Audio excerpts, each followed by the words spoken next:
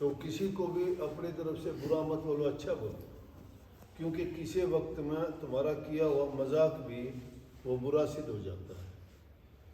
तुमने मजाक में कोई बात कह दी और वो बात घटना होने वाली हो तो सदा के लिए आपको कहेंगे तुमने ऐसा कहा था। इसलिए बोलते वक्त इस बात का ख्याल रखें, क्यों किसी को बुरा मनावा, अच्छा बोलो। अच्छा सगुन किसी को दोगे, उसका अच्छा हो भी जाएगा तो लाख गीत गाओगा कि तुमने बोला था कि ये अच्छा हो गया।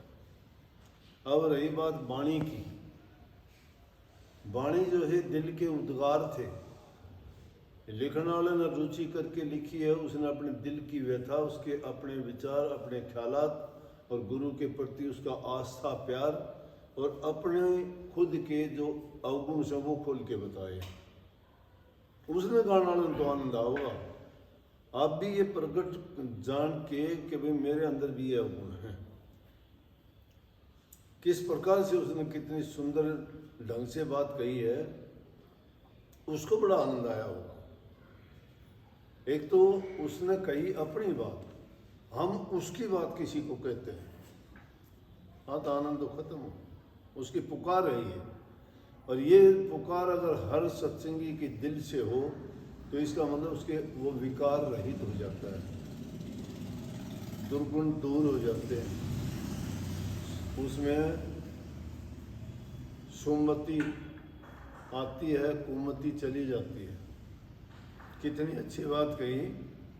सतगुरु दाता आप विधाता, विधाता मानता है। विधाता किसको कहते हैं? जो जिसका सारा लेखा जोखा कर्म भाग्य निश्चित करता है, वो विधाता है। तो कहते हैं सतगुरु को सब कुछ मान के कहता है कि सतगुरु दाता आप विधाता, मेरी अर्ज करो मंजूर है, गुनाह मेरे माफ करो। गुनाह मेरे माफ करो का मतलब गुनाह उसने मान लिया, मैं गुनहगार हूँ। आगे जाके क्लेम भी करते हैं इस बात ने। और ये बात है कि कौन ऐसा इंसान है कि जिसने गुनाह नहीं किया हो। जाने में भी हो जाते हैं, अनजाने में भी होते हैं, गुनाह होते हैं। लेकिन एक आदमी गुनाह करके अपने गुनाह कबूल कर लेता है, तौबा करता है कि मेरे से गुनाह हो, समझो कि उसने अपनी सजा भोग ली, वो गुनहगार नहीं रहा। एक आदमी गुनाह करके भी गुनाह को छिपाता है, वो भारी गुनाहगार है। ऐसे आदमी का कभी इतबार मत करना। ऐसा आदमी कभी भी कैसे भी कोई भी धोखा दे सकता है। नादान दोस्त से तो दुश्मन या दाना दुश्मन अच्छा। नादान दोस्त पर तुम यकीन कर लोगे, दाना दुश्मन हो तो तुम्हें डर लगेगा कि भाई जब भी मिल गया तो ख़त्म है। और नादान का दोस्ती करके सोचोगे मेरे साथ ये है, मेरे साथ ये है, एक नहीं हम दो हैं, तो आदमी धोखा खाता है। तो इसमें अपने गुनाह, अपनी कमी, अपने पाप जो स्वीकार कर लेता है वो पाप रहित हो जाता है। कितनी अच्छी बात कही कि मैं गुनहगार अति भारी हूँ, शरण आपकी आया जी। शरण आया, शरण आने के लिए दिन में मैंने एक छोटी सी ये बात बताई थी। शरण में जो इंसान आ जाता है उसका मतलब होता है शरण में आने का अपने आप को संपूर्ण ढंग से उसके अर्पण कर देना। भला हो बुरा हो, उसका रक्षक, उसका पालक, उसका हर प्रकार की मदद करने वाला, उसकी देखभाल संभाल करने वाला वही होगा। इसीलिए कहते हैं कि गुरु के सामने जाके अपना तन मन धन अर्पण कर दो। तन मन धन अर्पण करने का ही मतलब ये होता है कि तुम उन चीज़ों को जब भी प्रयोग में लाते हो तो हर चीज़ में गुरु की इच्छा, गुरु का हुक्म और उनकी आज्ञा तलाश करो। क्या गुरु ऐसा करने की हमें इजाज़त देता है? धन से कोई काम करते हो तो आप सोचो कि भाई इससे मैं क्या काम करूं, तो इसीलिए तो आशीर्वाद लेने के लिए आते हैं जी मैं फलाना काम कर लूँ। धन से काम होगा। मन से अर्पण है कि आदमी अपने मन में फालतू के विकारी चीज़ नहीं, गुरु का चिंतन, गुरु का उपदेश, गुरु का ज्ञान, नाम का सोच, उन्हीं का सुमन करे। ये मन में बेकार की बातों में ना जाने दे, नहीं तो ये डेविल है, ये बड़ा शैतान की वर्कशॉप है इसके पास। उस वर्कशॉप में नए नए मॉडल तैयार करता है। ये डिस्ट्रक्टिव, विनाशक पदार्थ तैयार करता है, अच्छे नहीं करता। ये अच्छे कब करेगा? जब गुरु के अर्पण हो जाए। तो आगे कह दिया कि मैं गुनहगार अति भारी हूँ, मेरे अवगुणों को माफ करो, मैं शरण में आपकी आया हूँ। तो इसलिए कोई भी चीज़ जब गाते हो तो उसको अपना आप मान के किया करो, अपना मान के करोगे ना। जिस तरह से आपसे वो गीत गवाते हैं, उस गीत को जब गाते हो तो आप उस वक्त में वो हालात पैदा कर लेते हो अपने मन में। जैसे कि कोई लड़की जा रही है और जाते हुए गीत गा रही है, आप उससे वहाँ दूसरी लड़कियाँ भी हैं, वो हालात ये है, तुम्हारा बाप से बात होती है, बाप तुम्हारा क्या बोलता है, तुम्हारी क्या वार्तालाप, तो वह सच्चाई प्रकट हो जाती है। दिल में दर्द होता है, आंखों में आंसू आते हैं, बनावटी तो नहीं आ सकते ना। इसी प्रकार से जब कोई बात हो, गुरु के वचन और गुरु का उपदेश भी इसी प्रकार प्रकट कर। जब ये हालत आ जाती है तो कुछ फिर बाकी रह नहीं जाता। और सच्ची बात यही है कि जब आदमी अपना आपा सौंप देता है ना, फिर गुरु की जिम्मेवारी बनती है। कई लोग इस बात के ऊपर पूछ सकते हैं या कटाक्ष कर सकते हैं कि भाई गुरु को तन मन धन दे दिया तो गुरु तो मनचाया काम करेगा। हाँ, भोले जीव होते काफ़ी ठगे भी जाते हैं, और जो पाखंडी गुरु होते हैं वो उनको ठग भी लेते हैं। गुरु देखना चाहिए, और गुरु की परिभाषा ये है कि जिसको समर्पण करो तो वो गुरु को ऐसा चाहिए शिष्य का कुछ नहीं ले। शिष्य तो देने के लिए तैयार है, शिष्य तो देने के लिए तैयार है। वो एक कहानी बताया कि एक राजा की लड़की थी और उसने गुरु की जरूरत समझी कि भाई मंदिर में जाया करती। उसने सुन लिया कि भाई बिना गुरु के उद्धार नहीं होता। एक पाखंडी गुरु मिल गया, बोले जी मैंने आप शिष्य बना लो, मैंने भी नाम की दीक्षा दे दो। उसने देखा राजा की लड़की है और उसने कह दिया कि हाँ जरूर, लेकिन उन्हें नहीं दूंगा, तो न बाहर जाके जंगल में दूंगा दीक्षा।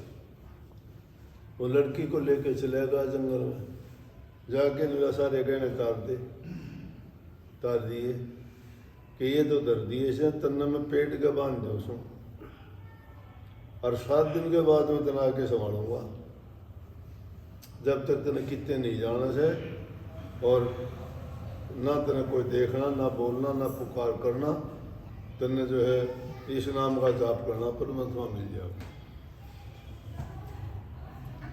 यह हालत देखी तो राजा ने तलाश करी, इधर को नहीं मिली।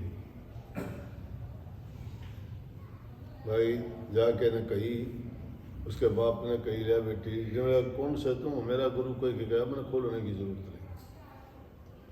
नारद जी आ गए कि बोले मैं नारद जी ने बोला होगा नारद जी तेरे घर में, बोला मैं राम आ गया तेरे लिए, लिया तेने खोल दूंगा। बोला मेरा गुरु खोलेगा, तेरी कोई ताकत नहीं। क्यों? वो लेख ये पे ढोड़े कि गुरु करे तो ये हो, नहीं तो और किसी बस की बात नहीं है कि मैं तो अपने गुरु का अधीन हूँ।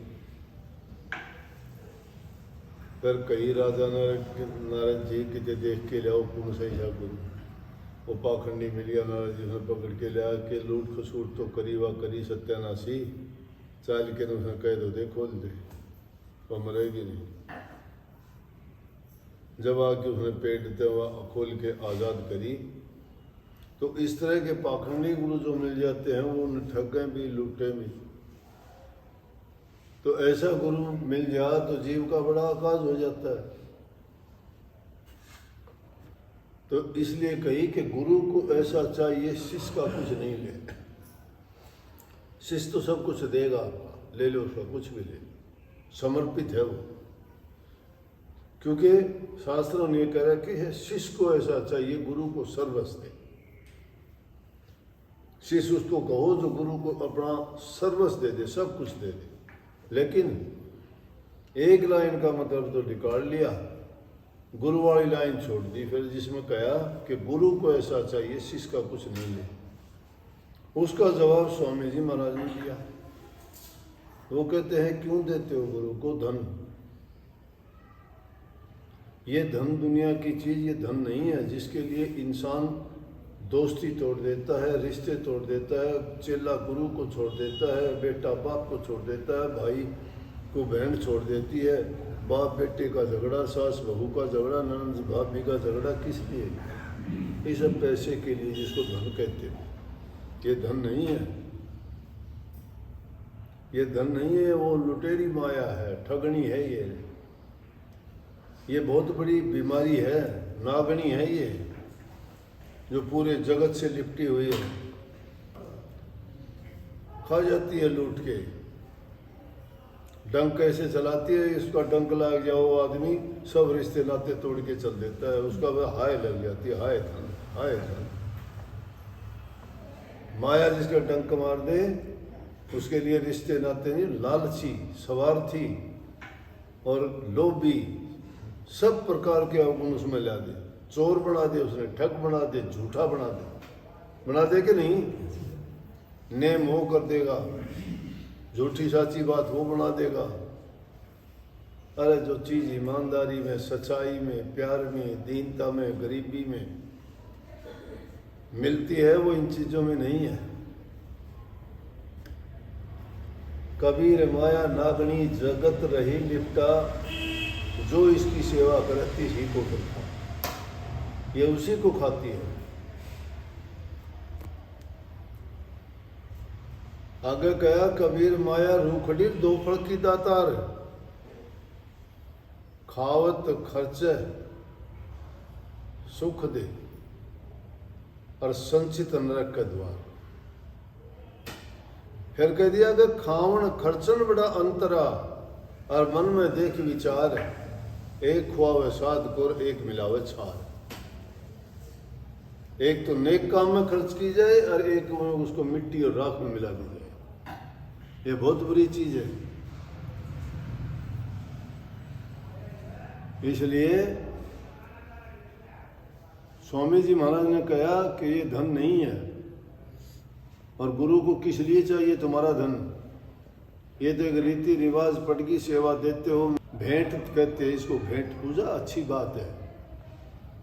शास्त्रों में लेख है, गुरु के पास जाओ खाली कभी ना जाओ, हाकिम के पास जाओ खाली कभी ना जाओ, रिश्तेदार के पास जाओ खाली कभी ना जाओ, कुछ ना कुछ लेके जाओ।